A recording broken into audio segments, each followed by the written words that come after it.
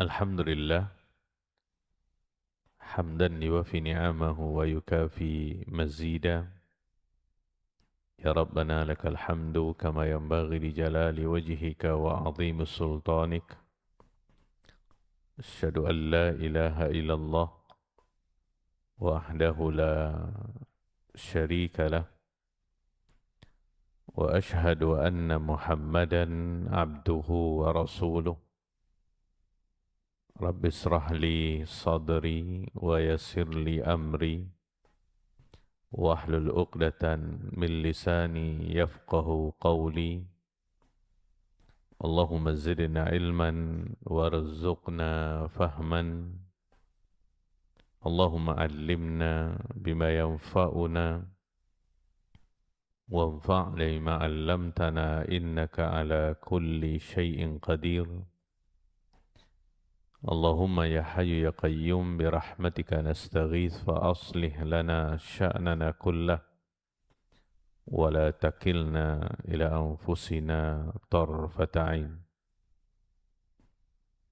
Para ummahat dan akhwat yang dimuliakan oleh Allah Subhanahu wa taala, bersyukur kita kepada Allah Azza wa Jal atas segala limpahan nikmat karunia anugerah yang telah Allah berikan kepada kita,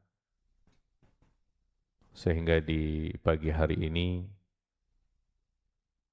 di tanggal 6 Ramadan 1447 Hijriah bertepatan dengan 24 Februari 2026, kita kembali dipertemukan oleh Allah Subhanahu wa taala dalam sebuah majelis ilmu,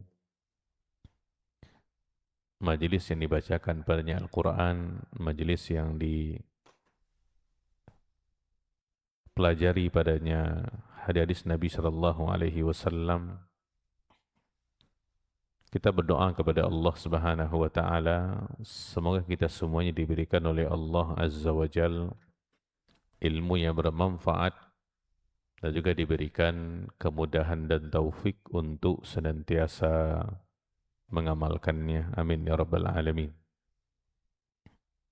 Salawat dan salam semoga senantiasa tercurahkan kepada baginda Rasulullah sallallahu alaihi wasallam. Allahumma salli ala Muhammad wa ala ali Muhammad.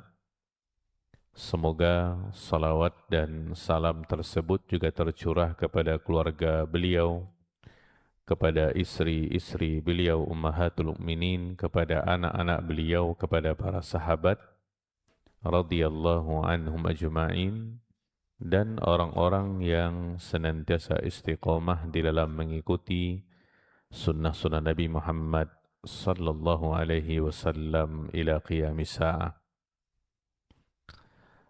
Para umat dan akhwat yang dimuliakan oleh Allah Subhanahu wa taala, kita lanjutkan membaca kitab Tanbihat ala Ahkamin Takhtassu bil Mu'minat, catatan-catatan terkait hukum-hukum khusus wanita mukminah, yang ditulis oleh Syekh Shalih Fauzan bin Abdullah Ali Fauzan hafizahullahu taala. Kita masih di Al-Faslul Khamis tentang ahkam takhtassu bil mar'ah fi salatiha. Hukum-hukum terkait salat khusus untuk wanita. Ini poin yang ketiga setelah kita pelajari sebelumnya tentang hukum salat secara umum, keutamaannya, kemudian juga batasan-batasan aurat wanita di dalam salat, dan pakaian yang afdal dipakai oleh seorang wanita ketika melaksanakan salat. Yang ketiga di sini beliau mengatakan hafizahullah, zakara fil mughni. Ini Al-Mughni punya Ibnu Qudamah, panduan di dalam mazhabnya Hambali, karena beliau penulis itu bermazhab Al-Hambali. annal mar'ata tajma'u nafsaha fil ruku' was sujud badalan minat tajafi. Seorang wanita itu merapatkan tubuhnya ketika ruku dan sujud berbanding menjarakkannya atau menjauhkannya. Jadi dalam kitab Al-Mughni ini, seorang wanita ketika dia sholat, dalam keadaan ruku dan sujud secara khusus, itu merapatkan bahagian-bahagian tubuhnya. Ini berbeda para ummahat dengan kita laki-laki, justru malah merenggangkan. Wa tajlisu mutarabbi'atan, dan dia duduk dalam keadaan mutarabbi'ah. Mutarabbi'ah ini duduk bersila, menyilangkan kedua kaki. Dalam bahasa kita Minangnya baselo. Autas dulu rijlaiha, atau dia meletakkan kedua kakinya, wa taj'alahuma fi janibi yaminiha, kemudian mengumpulkannya di sebahagian kanan dia. Badalan minat tawarruk wal iftirash. Dia tidak duduk tawarruk seperti biasa atau duduk iftirash. Kenapa demikian? Beliau mengatakan li'annahu astaru laha. Karena duduk yang seperti itu, mutarabbi'ah, atau meletakkan kedua kakinya ke sebelah kanan, itu lebih menutupi untuk auratnya. Ya, semoga gambarannya bisa dapat para ummahat. Jadi di sini beliau mengatakan yang pertama, seorang wanita ketika sholat, khusus ketika ruku dan sujud, itu merapatkan bahagian-bahagian tubuhnya, bukan merenggangkan. Ini sangat beda dengan laki-laki. Kalau kita justru malah merenggangkan. Sehingga kalau kita lihat dalam hadis Nabi SAW, beliau SAW ketika sholat, ruku dan sujud, terutama sujudnya, beliau merenggangkan kedua tangannya sehingga seekor kucing bisa lewat di antara renggangan tangan Nabi SAW. Ini terkhusus ketika beliau sholat sendirian. Ya, karena kalau kita sholat berjamaah, tentu kita tidak bisa melakukannya. Kalau kita merenggangkan kedua tangan kita, bisa jadi mungkin nanti teman kita di sebelah kiri kanan sujud di bawah ketiak kita. Ya, jadi sewajarnya gitu. Tapi kalau kita sholat sendirian, sholat sunat contohnya, maka kita boleh melakukannya. Kan ada sunnahnya dari Nabi SAW. Nah, ini kata beliau beda dengan wanita. Wanita justru malah merapatkan bahagian-bahagian tubuhnya. Ya, karena ketika merapatkan itu lebih menutupi auratnya. Nah, ketika duduk, tidak duduk tawarruk ataupun iftiras seperti yang biasa. Tetapi duduknya ada dua. Yang pertama, duduk bersila, satu mutarabbi'ah, atau duduk dengan bersimpuh, menggabungkan kedua kakinya, meletakkan di sebelah kanan. Di sini beliau mengatakan, kenapa demikian? Karena itu lebih menutupi. Wa qala an-Nawawi fil Majmu', ini dalam mazhab kita, mazhab Asy-Syafi'i. Kalau tadi dalam mazhab Al-Hambali. Ini dalam kitab Al-Majmu', ini panduan mazhabnya Syafi'i, kitabnya Majmu', Syarhul Muhadzab punya Imam An-Nawawi. Qala Asy-Syafi'i rahimahullah fil Mukhtasar, wala farqa bainar rijal wan nisa fi amalis shalah. Secara umum kata beliau, tidak ada perbedaan di antara laki-laki dan wanita ketika salat. Illa annal mar'ata yustahabbu laha, kecuali seorang wanita itu dianjurkan antadumma ba'daha ila ba'd.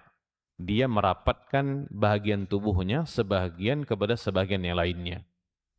Wa antal siqa batnaha bi fakhidhaiha fi sujudi ka astar ma takun. Kemudian dia juga melekatkan perutnya ke kedua pahanya ketika sujud, karena itu lebih menutupi untuk auratnya. Wa ahabbu dzalika, kata beliau rahimahullah, dan saya suka, kata beliau, fir ruku' wa fi jami'is shalah. Wanita melakukan hal itu, merapatkan bahagian-bahagian tubuhnya ketika ruku dan juga di gerakan-gerakan salat yang lainnya. Ini kalau kita lihat para umat dan akhwat, apa yang dikatakan oleh Ibnu Qudamah di dalam kitab beliau Al-Mughni dan An-Nawawi dalam kitab Al-Jmu' ketika beliau mengutip perkataan daripada Imam Syafi'i lebih kurang sama. Menggabungkan, merapatkan bahagian-bahagian tubuh. Tapi kita kembali kepada dalil para ummahat ya, yang umum yang kita ketahui. Hadis daripada Abu Hurairah. Ketika Nabi SAW mengatakan, Sallu kama ra'aitumuni usalli. Salatlah kalian sebagaimana kalian melihat aku salat. Artinya, tata cara salatnya laki-laki dan wanita itu sama. Daripada takbir sampai salam. Berdasarkan kepada hadis ini. Sedangkan di dalam mazhab ini, mazhab Hambali dengan mazhabnya Asy-Syafi'i, justru malah berbeda. Dan apa yang disebutkan oleh para ulama ini, itu berdasarkan kepada ijtihad, bukan dalil. Karena ketika mereka mengatakan hal itu, mereka tidak mengumpulkan sebuah dalil pun gitu. Contohnya ada seorang sahabiah salat seperti itu, Nabi tidak melarangnya. Contoh seperti itu, tidak ada. Ini ijtihad. Ijtihad itu adalah ketika para ulama mengeluarkan sebuah pendapat berdasarkan kepada penelitian mereka terkait dalil-dalil yang ada. Oleh karena kalau kita kembalikan kepada dalil, maka sebenarnya gerakan laki-laki dan wanita itu sama. Daripada takbir sampai kepada salam. Tidak ada bedanya. Termasuk ketika ruku dan sujud sama. Kalau laki-laki merenggangkan, wanita juga seperti itu. Kenapa demikian?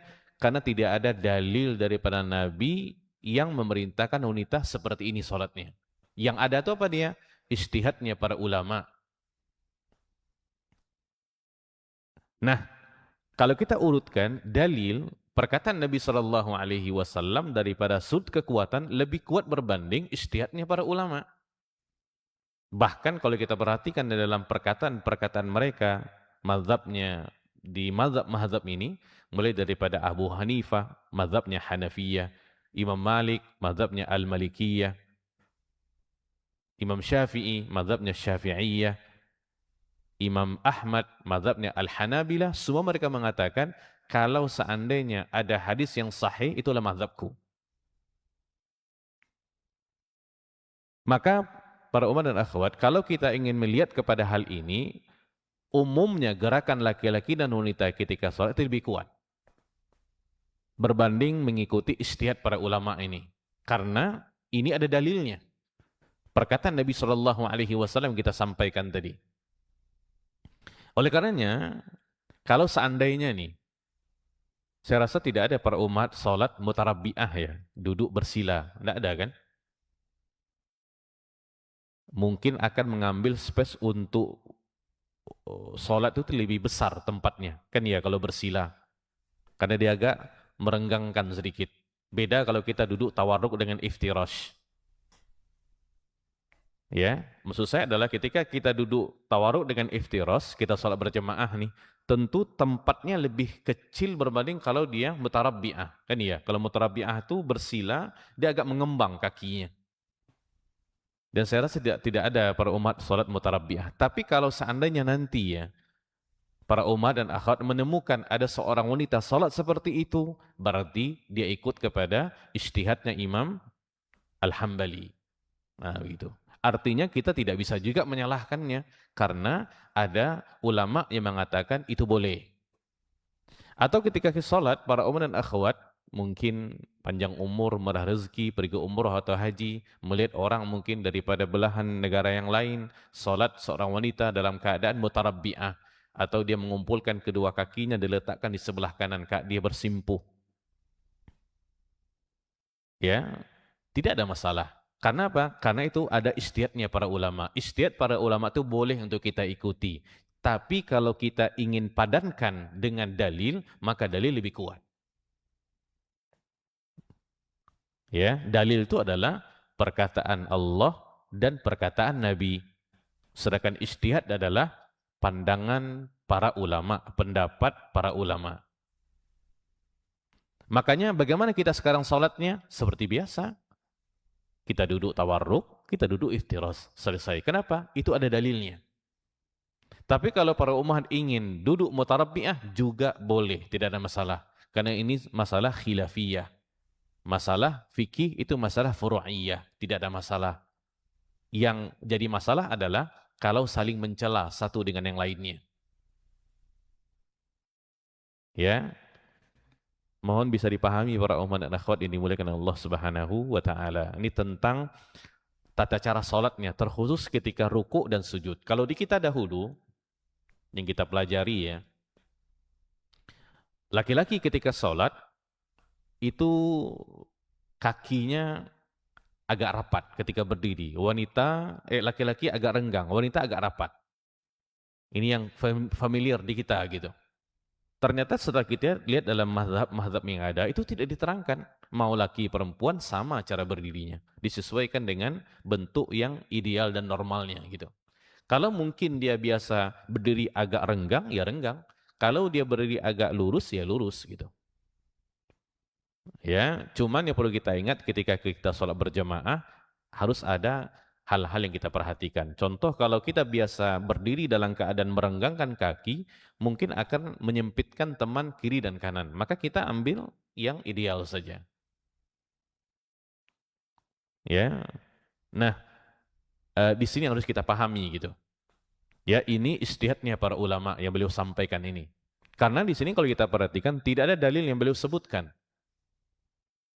Ya, beliau menyampaikan pandangan daripada Imam Ibnu Qudamah, ini mazhabnya Hambali, dengan pandangan daripada Imam An-Nawawi mengutip daripada perkataan gurunya Imam Asy-Syafi'i rahimahullah. Berarti semuanya sama berarti, tidak ada bedanya. Ya, tentang masalah gerakan-gerakan dan bacaan-bacaan salat. Karena Nabi memang tidak pernah membedakan itu. Baik para umat dan akhwat yang dimuliakan Allah Subhanahu wa taala. Yang keempat, salatun nisa jama'atun bi imamati ihdahinna fiha khilafun bainal ulama. Yang keempat pembahasannya adalah tentang salat berjamaah. Khusus wanita dengan imamnya wanita. Lihat nih para umat. Kalau wanita salat berjamaah bersama laki-laki, itu tidak ada khilafnya. Boleh.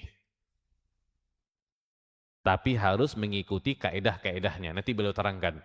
Ini yang khilaf ini adalah tentang sekumpulan wanita, salat berjamaah, imamnya wanita. Nah, wanita berjamaah ketika salat berjamaah, posisi imamnya tidak seperti laki-laki di depan, tapi dia berbaur di saf yang pertama di tengah. Nah, ini salat wanita, contoh para ummahat di atas salat mereka saja semuanya, maka yang menjadi imam itu di tengah-tengah, sejajar dengan saf yang pertama, tidak kurang tidak lebih. Beda kalau dia berimam dengan laki-laki. Kalau laki-laki ya dia di depan. Ya. Nah, ini sini khilaf tentang hukumnya. Baina mani' wa mujiz. Ada yang melarang, ada yang membolehkan. Wal aktsar ala annahu la mani'a min dzalik. Kebanyakan para ulama mengatakan tidak ada larangan untuk wanita salat berjamaah imamnya daripada mereka. Lianna Nabi sallallahu alaihi wasallam dalilnya, ini dalilnya para ummahat. Karena Nabi sallallahu alaihi wasallam amara Umma Waraqah, beliau pernah memerintahkan kepada Umma Waraqah, ini seorang sahabiyah yang mulia. Beliau hafizatul Quran, bacaannya bagus.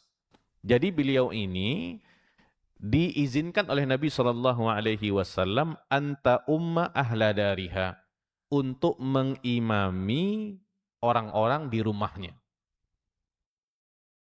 Jadi dia punya rumah, di rumah itu ada anggota rumahnya dan dia Sahabiyah ini Ummu Waraqah radhiyallahu anha diizinkan Nabi untuk menjadi imam. Nah, ini pendapat yang mengatakan bahwa tidak ada larangan karena Nabi pernah menyuruh itu kepada Ummu Waraqah. Itu dalilnya gitu. Ya, bagi yang membolehkan, tidak ada larangan. Wa ba'duhum sebagian yaro berpendapat istihbab dzalika li hadzal hadis. Itu dianjurkan karena hadis ini. Artinya wanita dianjurkan untuk sholat berjamaah imamnya daripada mereka. Itu dianjurkan. Sebagian yaro annahu ghairu mustahab. Sebagian mengatakan tidak dianjurkan. Wa ba'duhum yaro annahu makruh. Bahkan sebagian memandang hukumnya makruh. Wa ba'duhum yaro jawazahu fin nafli dunal farad. Sebagian berpendapat boleh hal itu, wanita-wanita sholat berjamaah, imamnya daripada wanita di sholat sunat bukan sholat fardu. Nah, di sini beliau mengatakan hafizahullah wa la'al rajih istihbabu. Semoga yang paling kuat adalah yang menganjurkannya, kata beliau. Pendapat yang kedua. Ya, jadi itu dibolehkan. Walimazidil faidah fi hadil mas'alah yuraja. Nah, di sini beliau menyarankan kepada kita untuk menambah faedah tentang masalah ini, pengetahuan, untuk kita kembali memurajaah, membaca buku Al-Mughni dengan Al-Majmu' di tempat-tempat yang beliau katakan. Di Al-Mughni, di jilid yang kedua, di halaman 202, di kitab Al-Majmu' punya Imam Nawawi, jilid yang keempat, di halaman 85-84. Mughni ini dalam 10 jilid lebih para jamaah. Sedangkan Imam Nawawi ini Majmu' kalau di buku yang ada di saya itu 24 jilid. Di sini beliau mengatakan wa tajharul mar'ah bil qiraati idza lam yasma'ha rijalun ghairu maharim. Nah, seorang wanita dia boleh mengeraskan suaranya ketika menjadi imam apabila tidak didengar oleh laki-laki yang bukan mahramnya. Jadi kalau seandainya di rumahnya saja, karena Ummu Waraqah diizinkan Nabi mengimami sholat di rumahnya. Jelas itu sangat privasi. Sehingga ketika dia membaca, tentu tidak ada orang mendengar bacaannya. Juga seperti itu keadaannya. Kalau seandainya di tempat itu khusus wanita saja, ini yang paling mudah kita contohkan para ummahat di pondok-pondok putri anak-anak kita. Itu menjadi imam putri juga. Mereka berada di tengah, lagi di Ramadan. Kita suruh mereka satu malam satu juz. Ya, sehingga anak-anak yang punya hafalan itu semakin kuat. Karena beda momennya. Ketika dia sudah hafal, dengan dia membacakan hafalannya ketika menjadi imam. Itu beda. Ya. Jadi kalau saat ini memang tidak ada laki-laki yang akan mendengarnya, maka dia boleh mengeraskan. Tapi kalau seandainya ada, maka dia tidak boleh mengeraskan. Bukan berarti tidak menjaharkan. Ya, berarti kalau ada laki-laki yang bukan mahramnya, dia sekedar memperdengarkan bacaannya di orang-orang yang ada di sekitarnya. Baik para umat dan akhwat yang dimuliakan Allah Subhanahu wa taala. Yang kelima, yubahu lin nisa al-khuruj minal buyut lis-shalah ma'ar rijal fil masajid wa salatuhunna fi buyutihinna khairul lahunna. Dibolehkan bagi wanita untuk keluar daripada rumah melaksanakan sholat bersama laki-laki di masjid-masjid. Seperti sekarang nih, Masjid Al-Badar, ada tempat wanitanya. Sholat fardu wanita keluar pada rumahnya, boleh. Sholat tarawih seperti sekarang juga boleh. Itu tidak ada khilaf di antara para ulama. Boleh. Tetapi di sini beliau mengatakan dan salatnya mereka di rumah-rumah mereka wa salatuhunna fi buyutihinna khairul lahun, lebih baik bagi mereka. Ini penting untuk dipahami para ummahat karena ada sebagian tuduhan-tuduhan dari sebagian orang yang mengatakan ini kajian sunnah ini melarang wanita salat di masjid. Tidak pernah dan tidak ada. Tapi tetap kalau ingin dilihat secara afdolnya, mana yang lebih afdol? Wanita sholat di masjid atau di rumahnya? Di rumahnya. Kenapa demikian? Itu hadis Nabi. Jadi kalimat wasalatuhunna fi buyutihinna khairul lahun itu hadis Nabi SAW. Kita baca nanti. Nabi yang mengatakan itu sampai sebagian para ulama dahulu dan sekarang. Nih kalau seorang wanita nih pergi haji dan umroh, contoh ya. Maka ditanya, mana yang lebih afdol dia sholat di kamar hotelnya atau di Masjidil Haram, Masjid Nabawi? Nah, Masjid Nabawi itu, Bu, pahalanya 1.000. Masjidil Haram 100.000. 100.000 kali kita sholat di Al-Badar ini, baru menyamai sekali kita sholat di Masjidil Haram. Nah ulama membahas mana yang lebih afdol nih. Sholat seorang wanita ketika dia pergi umroh dan haji, apakah di kamar hotelnya, atau di Masjid Nabawi, atau Masjidil Haram? Sebagian mengatakan di kamar hotelnya lebih afdol. Berdasarkan kepada apa? Ini hadis. Tapi kalau seandainya mereka ingin sholat di masjid, itu boleh, tidak ada masalah. Di sini para ummah dan akhwat yang perlu kita pahami, ketika kita mempelajari fikih, di situ ada sesuatu yang menjadi kesepakatan, ada yang diperdebatkan oleh para ulama. Nah, kita harus paham tentang masalah ini. Jangan kita campurkan, sehingga nanti mengatakan, oh tidak boleh. Bukan. Ya. Faqad rawa Muslim fi sahihi anin Nabi sallallahu alaihi wasallam annahu qala, ini dalil yang membolehkan wanita keluar daripada rumahnya melaksanakan salat berjamaah bersama kaum muslimin di masjid-masjid. Nabi mengatakan la tamna'u ima Allah, jangan kalian larang ima Allah, hamba-hamba Allah yang wanita, perempuan untuk datang ke rumah-rumahnya Allah Subhanahu wa taala. Nabi melarang. Jangan larang mereka. Berarti apa? Boleh. Ya.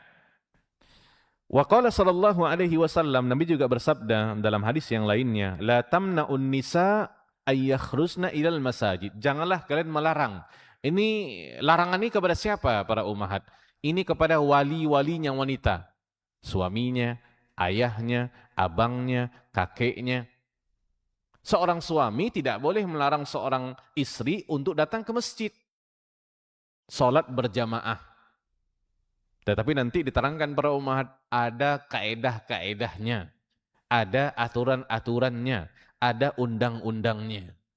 Jadi datangnya seorang wanita ke masjid untuk melaksanakan salat bukan secara mutlak.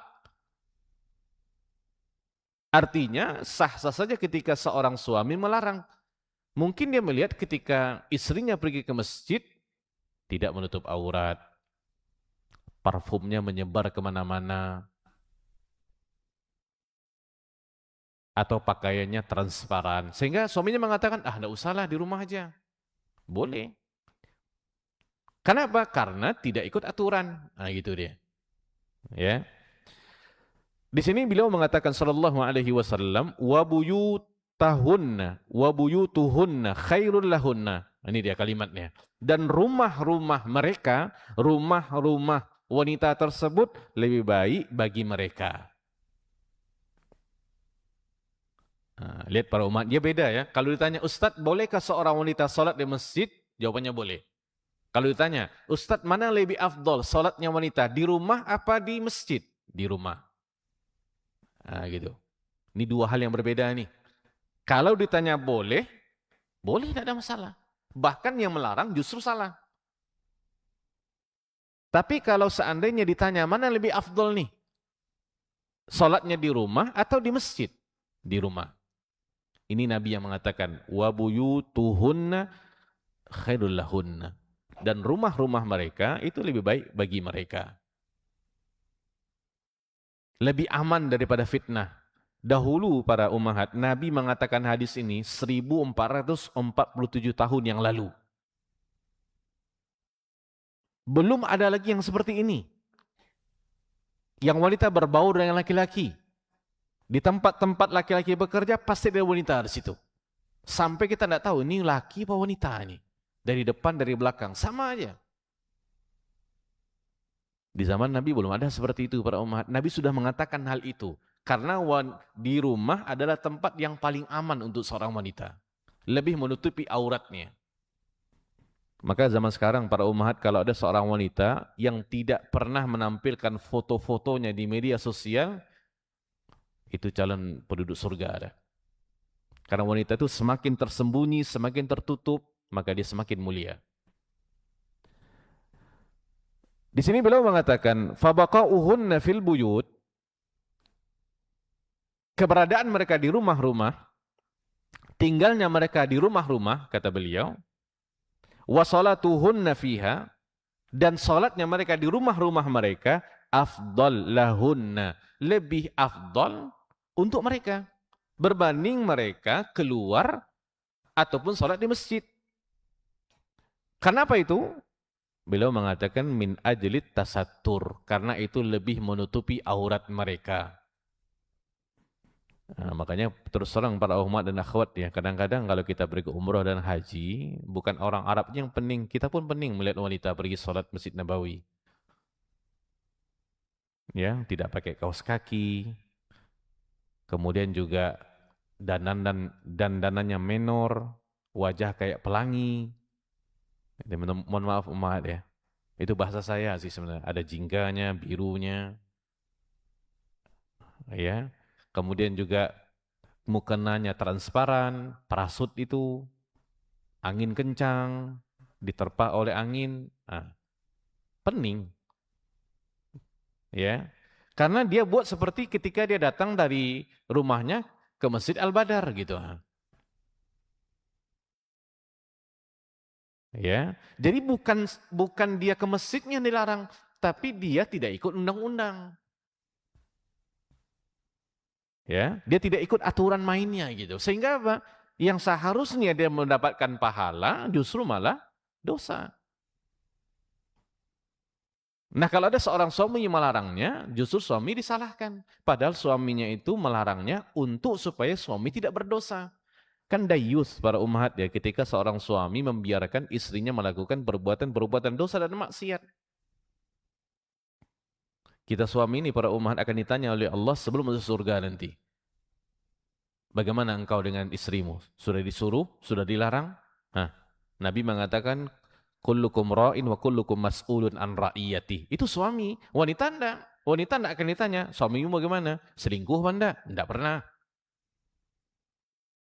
Tapi kalau kita ditanya tentang istri dan anak-anak, apakah sudah menunaikan tanggung jawab? Kalau sudah, selesai berarti. Tapi kalau belum pernah menyampaikan nasihat, nah itu berat. Wanita tidak ada seperti itu. Ya. Nah, ini yang disebut oleh beliau hafizahullah. Jadi, poin kelima ini, boleh wanita sholat di masjid, tidak ada masalah. Tapi tetap sholatnya dia di rumahnya itu lebih afdol. Ini berdasarkan kepada dalil dua hadis Nabi SAW. Satu dalam Sahih Muslim, satu dalam Musnad Imam Ahmad dan Sunan Abi Dawud. Nah, di sini beliau mengatakan kesimpulannya, kenapa sholatnya seorang wanita di rumahnya lebih afdol? Karena itu lebih menutupi auratnya. Baik para umat dan akhwat yang dimuliakan Allah Subhanahu wa taala. Yang keenam, wa idza kharajat ilal masjidi lis-shalah, apabila seorang wanita keluar ke masjid untuk melaksanakan salat, fala budda min mura'atil adab taliyah, dia harus memperhatikan adab-adab berikut. Nah, ini kalau pergi ke masjid saja ada aturan-aturannya para ummahat yang tergambar oleh kita ya. Orang kalau ke masjid pasti mau ibadah tuh. Tetap diikat dengan aturan-aturan khusus wanita. Lagi kalau wanita kalau rumah bukan ke masjid. Nah, lebih ketat lagi seharusnya peraturannya, ke mall contohnya.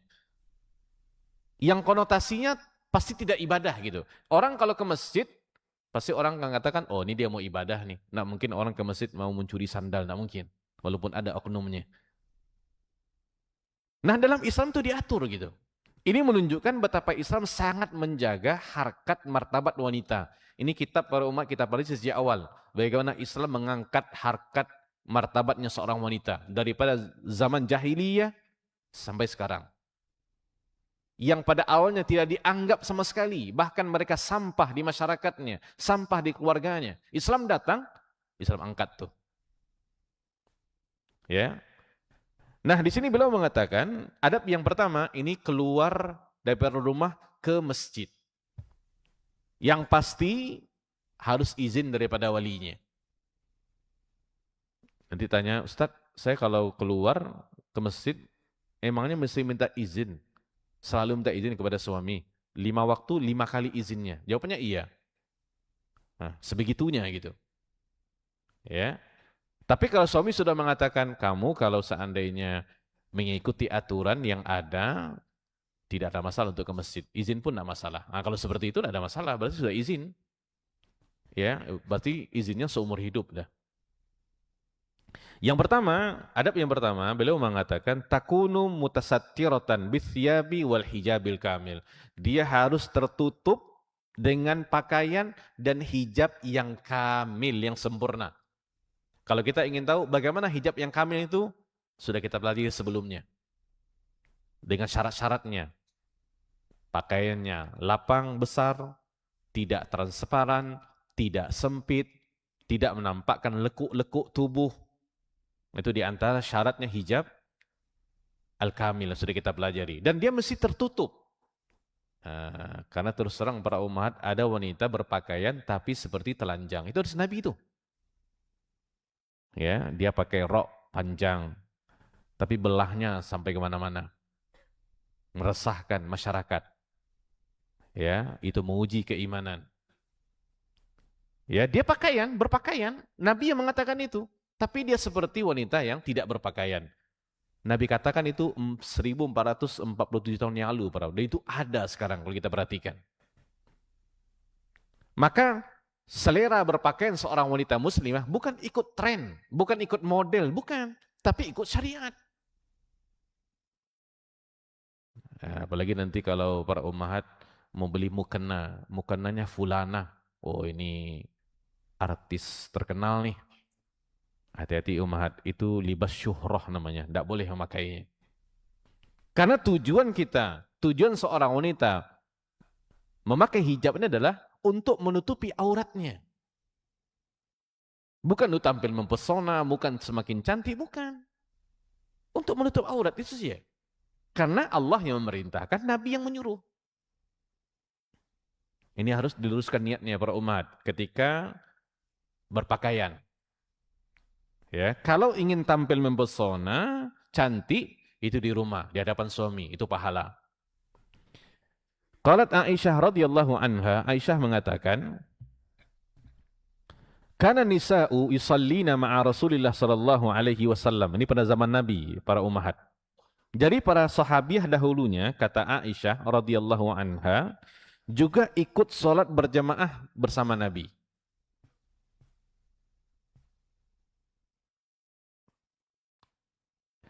Summa yansarif. Nah, kemudian mereka berpaling, maksud berpaling ini mereka selesai sholat, mereka keluar, mutalaffi'atin bimurutihinna. Ya, mereka itu keluar dalam keadaan mutalaffi'at. Mutalaffi'at ini sambil menyelimuti tubuh mereka bimurutihinna, dengan kain yang lebar. Ma yu'rafna minal ghalas, dan mereka tidak dikenal, tidak terlihat karena gelap. Jadi pada zaman Nabi SAW, adakah wanita yang sholat di masjid? Ada.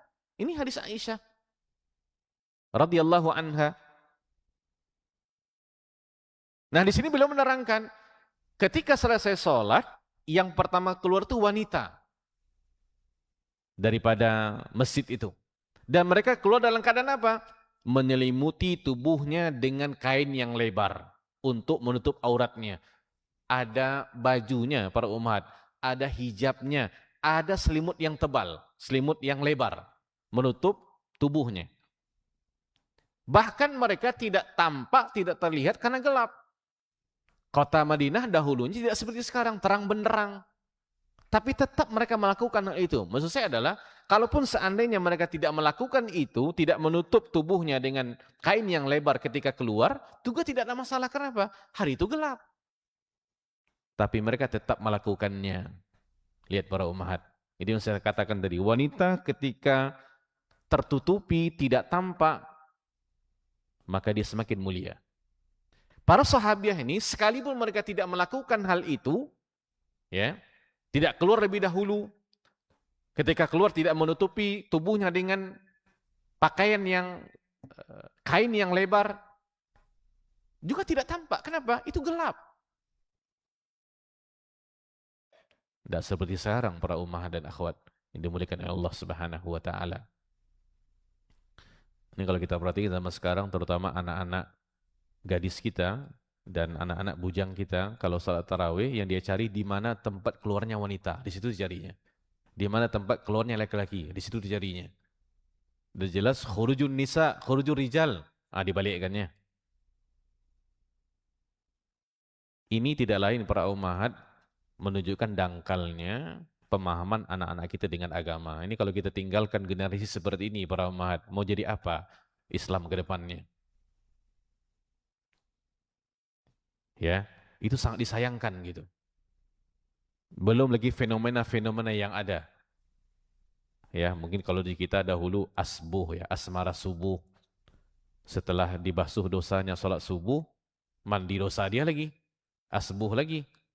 Ya, dahulu Jabatan Lekton itu tahun 90-an penuh dengan muda-mudi yang jalan di situ salat subuh. Sekarang saya tidak tahu gitu.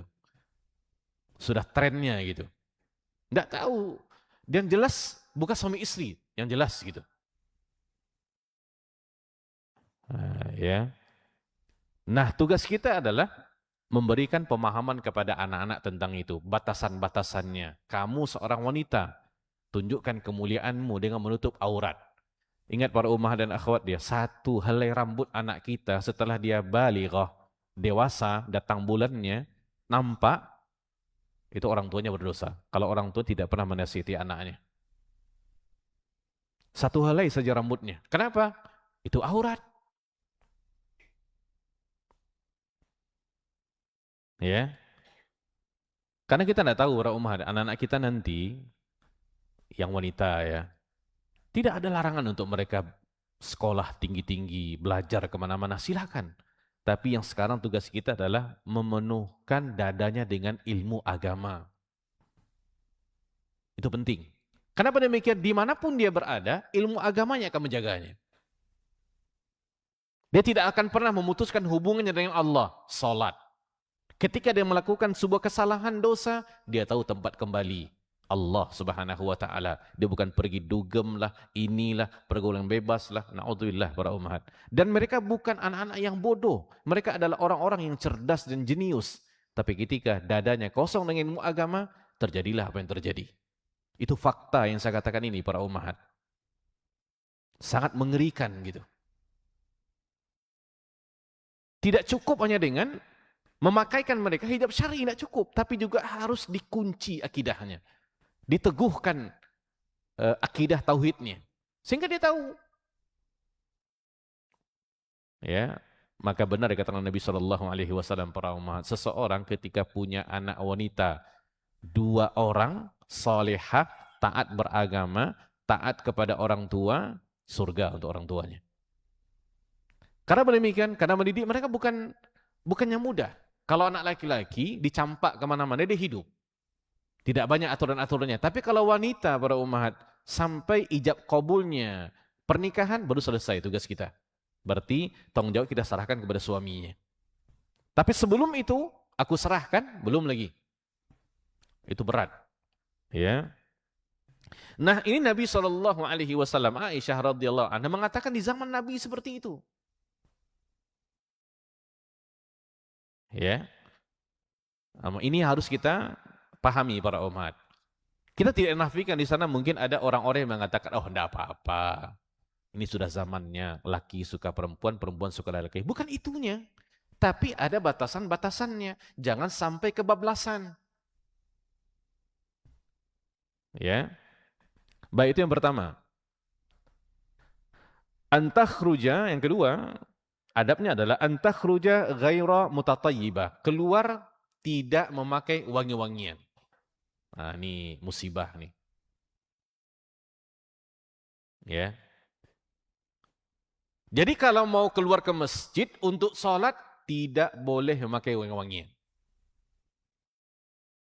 Liqaulihi sallallahu alaihi wasallam, Nabi sallallahu alaihi wasallam mengatakan, la tamna'u ima Allah masajid Allah. Jangan larang hamba-hamba Allah yang wanita untuk datang ke masjid, rumah-rumah Allah Subhanahu wa taala.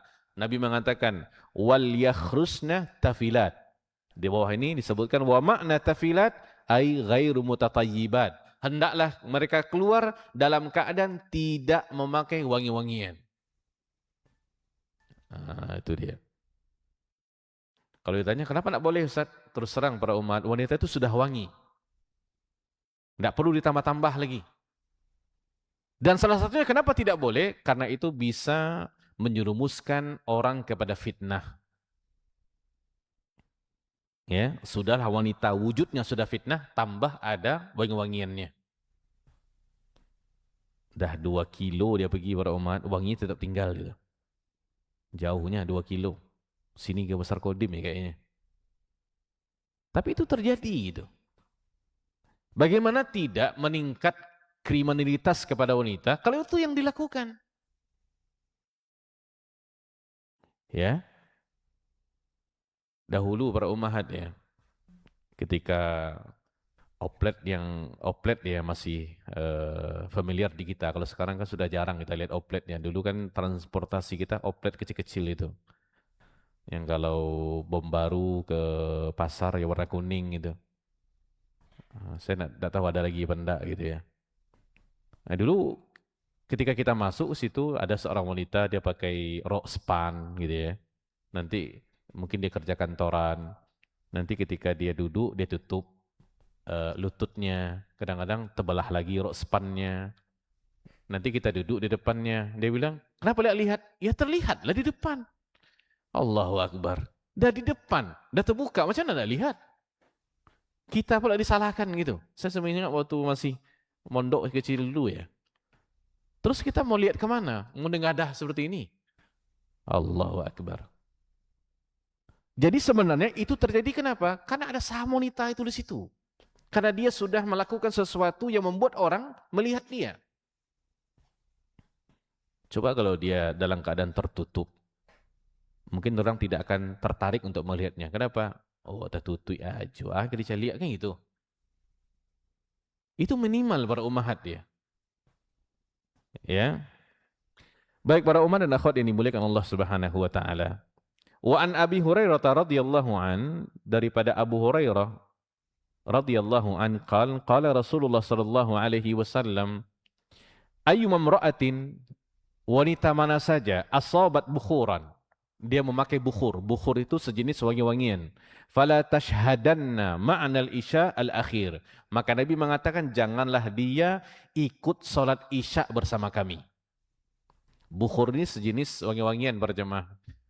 Biasa kita kalau dahulu kuliah di Madinah berkunjung ke rumah-rumah masyayikh itu, dosen-dosen kita, salah satu di antara bentuk ikramud dhaif, mereka menghormati tamu, itu mereka ketika masuk itu kita dikasih bukhur. Kayak dupa gitu.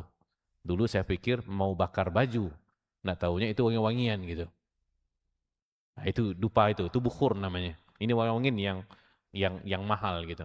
Nah, wanita mana saja yang pakai bukhur, wangi-wangian ini, maka Nabi melarang untuk dia sholat isya bersama Nabi.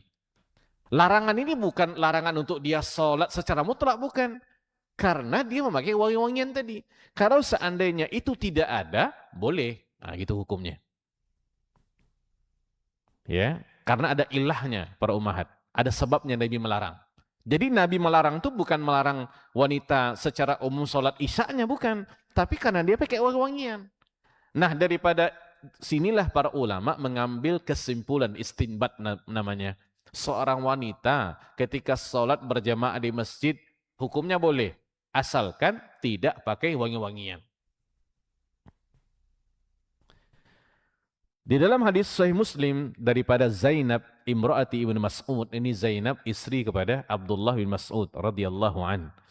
Beliau mengatakan idza syahidat ihdakunnal masjidah, apabila salah seorang kalian ingin hadir di masjid, maka Nabi mengatakan fala tamassa tiban, maka jangan dia menyentuh minyak wangi. Ya, ini kalau mau ke masjid nih. Ya, karena boleh, tidak ada masalah, tapi itu aturannya, tidak boleh pakai wangi-wangian. Qala al-Imam Asy-Syaukani rahimahullah fi Nailil Autar, beliau mengatakan ketika beliau mengomentari hadis ini, fihi dalilun, ini hadis dalil ala anna khurujan nisa ilal masajid, bahwasanya keluarnya kaum wanita ke masjid-masjid, innama yajuzu, sesungguhnya boleh, idza lam yashab dzalika ma fihi fitnah, selama tidak ada fitnah di situ. Ya. Selama tidak ada perkara yang menyerumuskan mereka ke dalam fitnah. Nah, kalau tidak ada, boleh. Salah satunya apa? Wangi-wangian tadi. Salah satunya apa? Dia pakai pakaian tapi terbuka auratnya.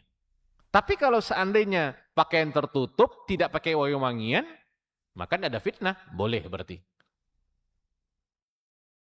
Wa ma huwa fi tahrikil fitnah nahwal bukhur, atau sesuatu yang dapat membangkitkan fitnah. Ya. Seperti bukhur, wangi-wangian tadi.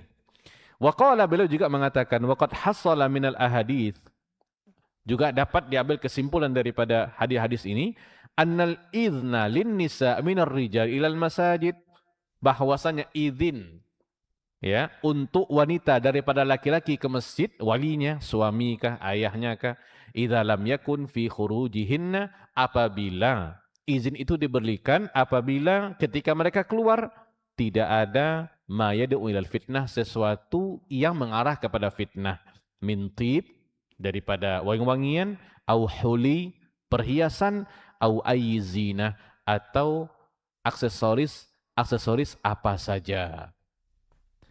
Ya, jadi izin itu diberikan bersyarat nih. Kalau aman daripada fitnah, kalau tidak, ya jangan. Ini juga kepada anak-anak kita, para umat dan akhwat, terutama yang wanita. Ya, terutama yang wanita. Kalau kita melihat di tempat itu, ya, mungkin akan lebih membuat fitnah terjadi, itu melarang anak wanita ke masjid itu lebih utama.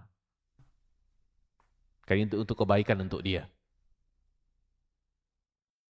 Ya, dia harus seperti itu para man. Kalau enggak, terjadilah apa yang terjadi.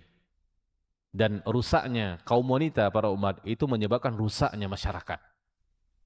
Karena anak-anak kita lahir daripada kaum wanita, mereka yang mendidiknya. Kita tidak bayangkan ketika yang melahirkan mereka, yang mendidik mereka adalah wanita-wanita yang tidak paham dengan agama. Ya, maka penting gitu untuk mengedukasi hal ini kepada masyarakat, terutama kaum wanita. Kalau kaum wanita sudah keluar, kemudian berpacu dengan laki-laki, bekerja di mana-mana saja, siapa yang akan mendidik anak-anak? Pembantu rumah. Yang memaaf mungkin tamat SD saja. Mana ibunya yang akan mendidiknya? Yang akan mengajarkannya tentang sunnah Nabi, tentang ajaran-ajaran Nabi SAW.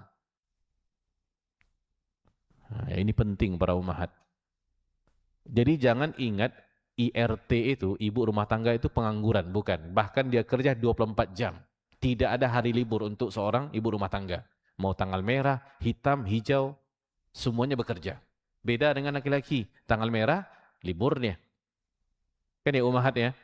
Justru kaum wanita ketika anak-anak libur, lebih banyak pekerjaannya. Berbanding ketika anak-anak sekolah.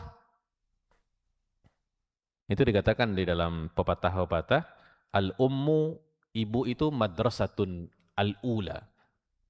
Ibu itu adalah sekolah yang pertama bagi anak-anak. Ya. Jadi kita kembali kepada sini, bahwasanya syarat yang kedua, seorang wanita boleh ke masjid, tidak boleh memakai wewangian. Kalau sudah tidak memakainya, silakan. Jadi kalau wanita yang pertama tadi menutup aurat, kemudian juga tidak memakai wewangian, ya, maka dibolehkan bagi dia untuk pergi ke masjid. Nah, kalau seandainya walinya melarang, maka walinya salah. Ya. Nah, yang ketiga, alla takhruj mutazayyinah bithiyabi wal huli, agar tidak keluar dalam keadaan berhias dengan pakaian ataupun perhiasan. Ini yang saya katakan tadi, para ummahat. Kaum wanita menutup tubuhnya dengan hijab syar'i bukan untuk tampil menawan, tapi adalah untuk menutup aurat. Kalau dia jadikan pakaiannya adalah untuk perhiasan sehingga dia tampil menawan, maka niatnya salah. Nanti ketiga ini kita pelajari pada pertemuan yang akan datang para ummahat. Mungkin demikian materi untuk pada pagi hari ini. Ya, sudah 3 yang kita pelajari, 2 sudah kita terangkan, 1 belum, ya, tentang adab seorang wanita berangkat ke masjid. Ya. Dan ini semua para umat yang dimuliakan Allah Subhanahu wa taala kita pelajari dalam rangka untuk kita bisa mengamalkannya, terutama kita terapkan di keluarga kita semampunya. Ya, dan dakwah ini para umat perlu kepada proses, tidak instan gitu. Anak ketika didakwahi, dia tidak langsung akan menjadi anak yang baik. Walaupun sebenarnya fitrah anak adalah baik. Cuman kadang-kadang lingkungan, pergaulan, persahabatan, teman-temannya yang mempengaruhinya. Maka tugas orang tua adalah berusaha untuk membimbing dan mengajarkan anak-anak, terutama yang wanita. Ini sangat penting para umat, karena mereka adalah pondasi tumbuhnya masyarakat.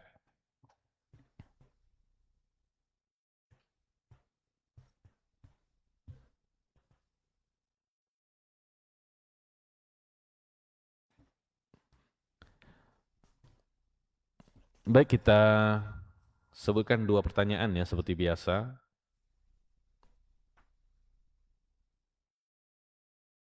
Oh, 1 ya, sorry. Saya rasa kayak di budak-budak aja gitu. Baik, sebutkan 2 syarat bolehnya wanita ataupun sebutkan 2 adab wanita boleh sholat di masjid. Sebutkan 2 adab seorang wanita boleh ke masjid, 2 saja. 3 yang sudah kita pelajari. Terutama yang belum pernah menjawab ya.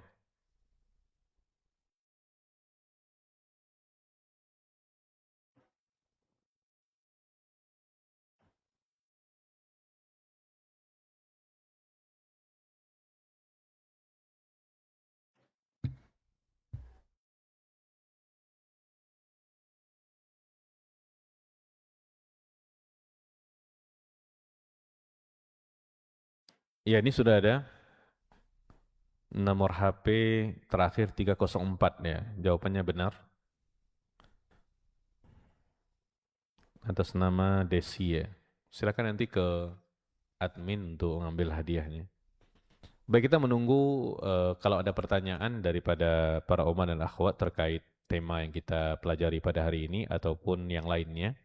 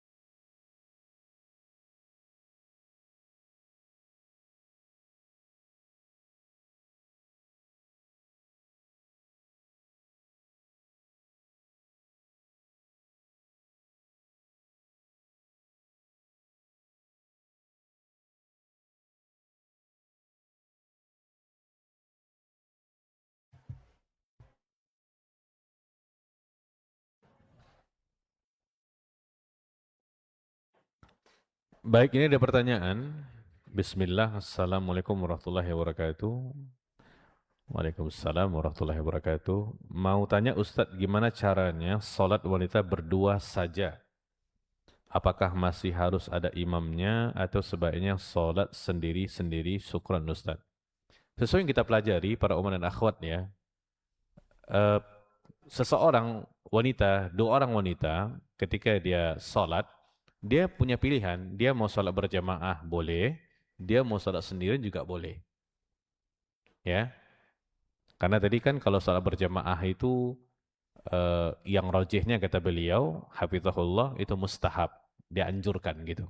Jadi kalau mau sholat berjamaah boleh, Ya, dan posisinya jelas sejajar dengan makmum. Imam sejajar dengan makmum. Ya, ketika sholat satu orang makmumnya juga sama ketika jamaahnya ramai. Seperti kita katakan tadi posisi imam di tengah-tengah berbaur di saf yang pertama. Wallahu a'lam.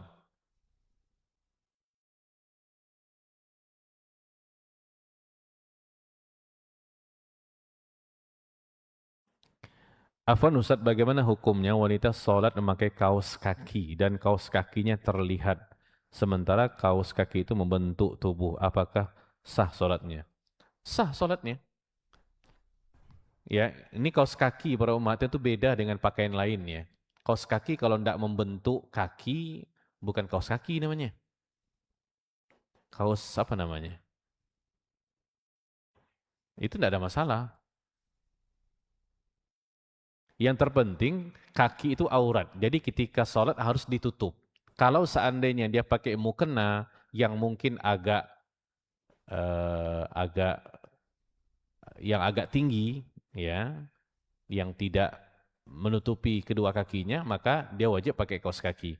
Tapi kalau seandainya mukenanya ataupun sarungnya jatuh ke bawah, maka dia punya pilihan, dia mau pakai boleh, tidak pakai juga boleh.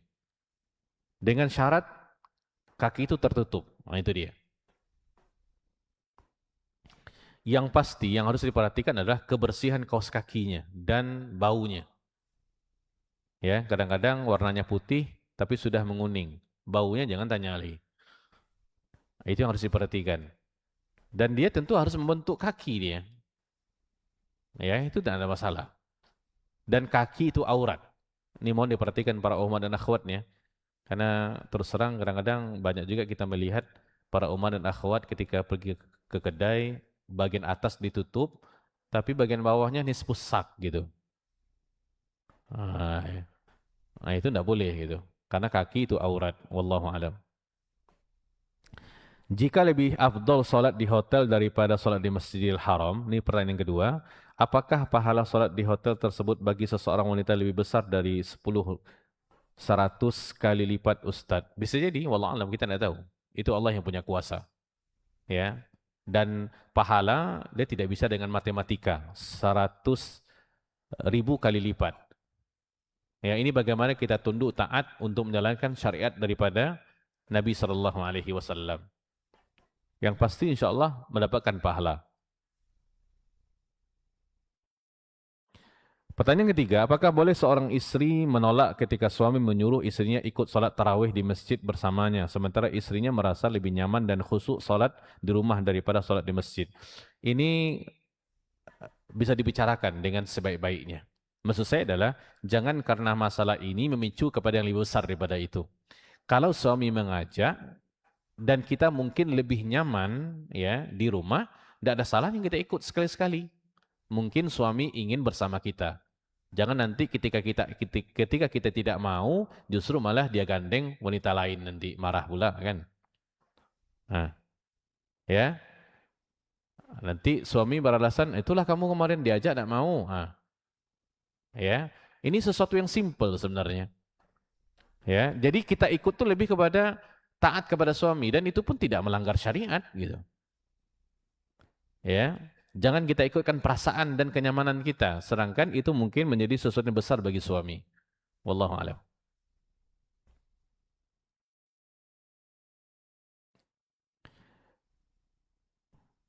Assalamualaikum Ustaz. Waalaikumsalam. Bagaimana posisi duduk ketika membaca tahiyat pada salat tarawih? Duduk iftiras atau duduk tawarruk?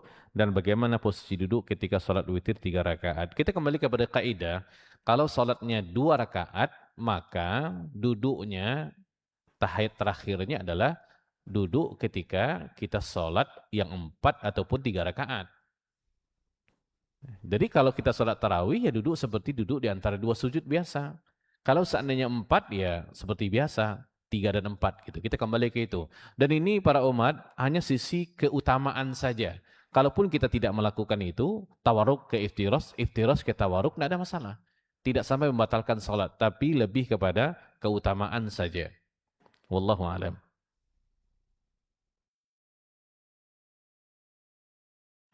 Ini pertanyaan kedua sudah kita jawab tadi.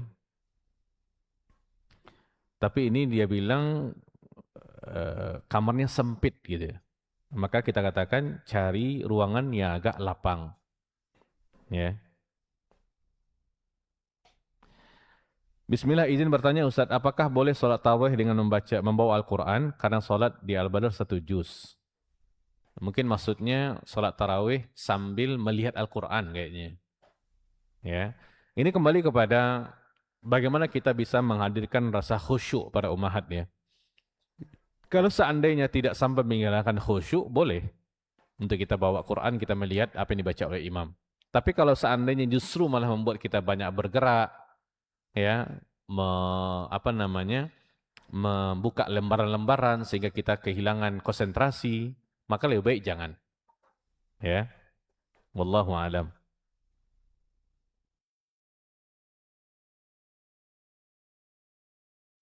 Assalamualaikum Ustaz, Ana mau tanya, ada pakaian untuk sholat, bolehkah pakai sarung tangan karena hijabnya masih tampak tangannya? Boleh, tidak ada masalah.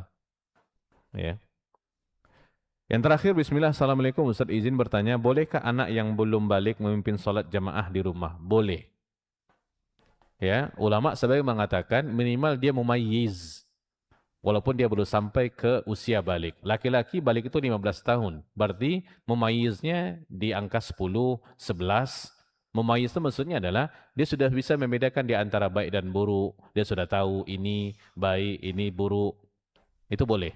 Sampai yang di bawah itu pun juga boleh.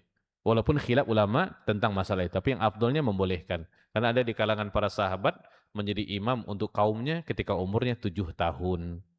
Baik, mungkin demikian para umat dan akhwat yang dimuliakan Allah Subhanahu wa taala, kita berdoa semoga kehadiran kita di kajian pagi ini menambah pahala ibadah puasa kita dengan menghiasinya dengan ibadah kepada Allah Subhanahu wa taala karena kita datang dalam rangka untuk menuntut ilmu dan dengan niat untuk mengamalkannya. Semoga 1 jam lebih ini menjadi pahala kepada kita dan pahalanya berlipat ganda karena kita melakukannya di bulan yang suci ini. Kita berdoa semoga Allah panjangkan umur kita, Allah berikan kita kesehatan, dan kita bisa memaksimalkan ibadah di bulan yang suci ini. Mungkin demikian, yang baik daripada Allah, tidak baik kelemahan daripada diri saya pribadi, aku luma tasma'na.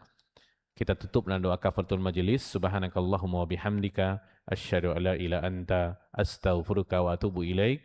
Wassalamualaikum warahmatullahi wabarakatuh.